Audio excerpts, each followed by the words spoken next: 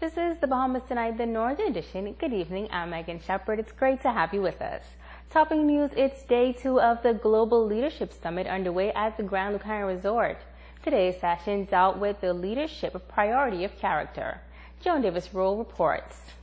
Prominent United States business leader Bob Harrison, in a thought-provoking address, underscored the importance of leadership values and vision. When you have no vision, you'll simply relive the past with its disappointments and failures. Ooh!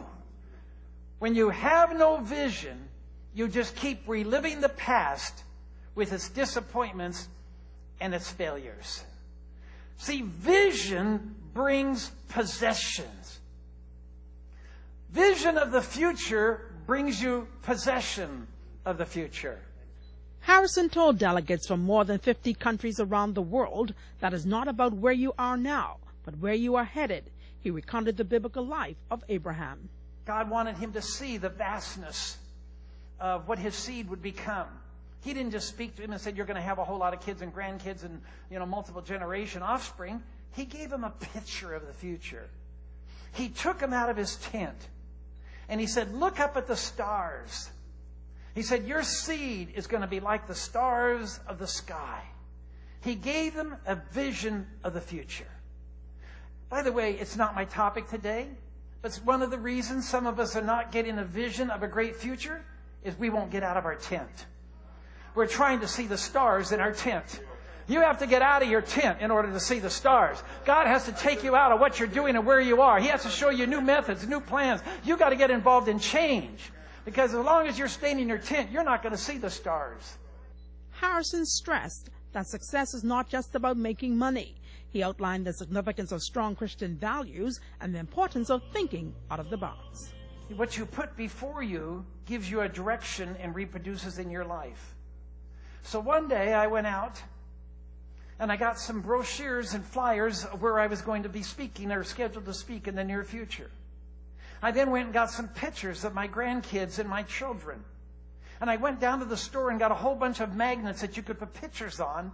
And I made a picture board on the front of my refrigerator where I'd go to get water, where I'd go to get food. And every time I went to that refrigerator, I saw a picture of my future. And the more I looked at my future, the more it helped me to get away from my past. Joan Davis-Roll, ZNS Network News. A family in New Providence in the health and wellness business is expressing confidence in Grand Bahama's economy. This past weekend, the company expanded its services to the island. Sabrina Brown has more. New Life Natural Vegetation Cell Food Limited opened its doors on Grand Bahama on Saturday with an initial investment of $75,000. Owner Jamal Munker says the business, which started out in New Providence, focuses on preventive measures. What our board of bought is we want to be a family. We want to communicate with you so we could intertwine with each other and share ideas on how we can stem the progression of all of these non-communicable disease and the chronic disease and these different ailments. The foods are no longer grown. They're manufactured. And the biggest problem is that we don't know.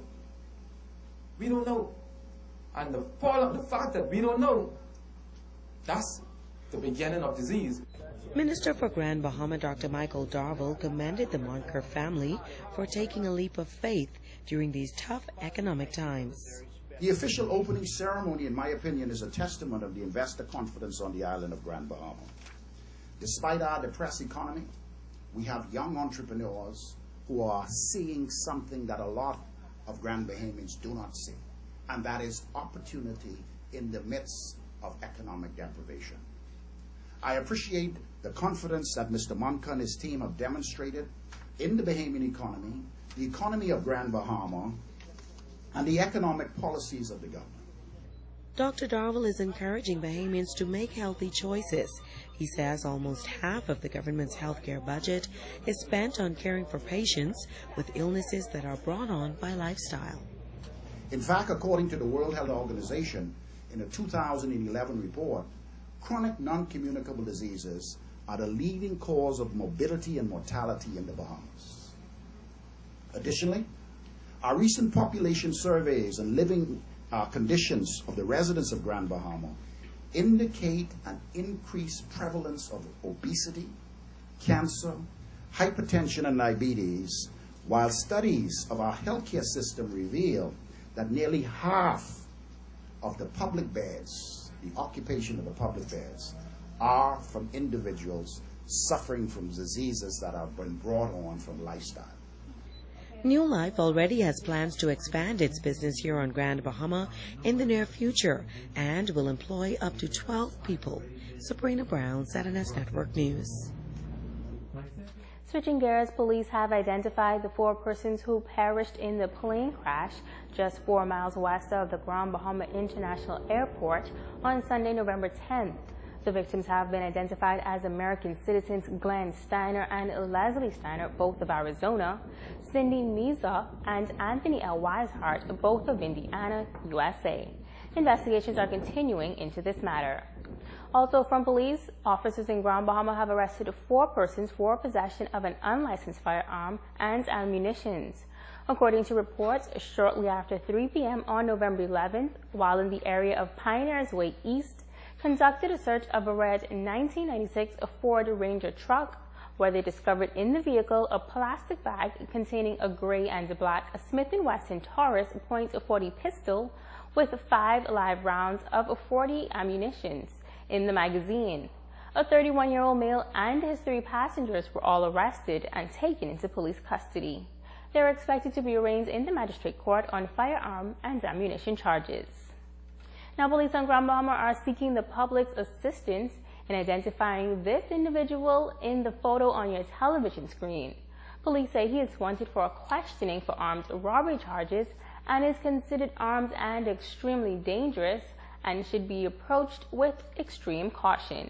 Anyone with information on the identity and or whereabouts of this individual can contact the police at 350-3089 or 350-3109, 911 on the nearest police station.